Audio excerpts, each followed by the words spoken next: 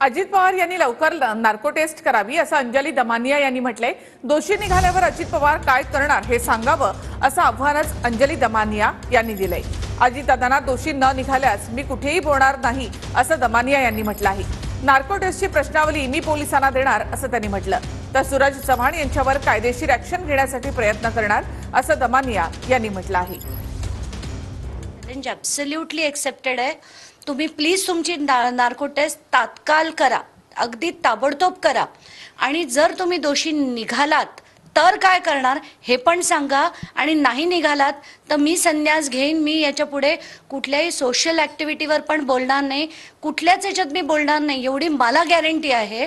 पण तुमची narco taste जी होईल त्याची प्रश्नावली जी आहे ती मी तयार करून पोलिसांना देणार। पण त्यांना असं वाटतं की सुपारी, काल जे त्यांची स्टेटमेंट्स होती, सुपारी घेणाऱ्या आहेत आणि अमुक रिचार्ज करणाऱ्या आहेत, त्यांच्यावर त्यांना मी 24 तासाची मोहलत पण दिली होती माफी मागायला, त्यांनी केलं नाही। याच्यावर मी आता त्यांची अक्षरशः म्हणजे लीगली जे जे पॉसिबल आहे ते करणार आहे। कारण ही सूरज चव्हाण, त्याच्यानंतर उमेश पाटील, त्याच्यानंतर अमोल मिटकर या तिघांनी जे बोललेत तर त्यांची डोकी तेवढीच चालणार। आणि त्यांना त्यांच्या नेत्यांना प्रूव्ह करायचं असतं की आम्ही किती चांगले आणि बघा आम्ही तुमच्यासाठी किती लढतोय।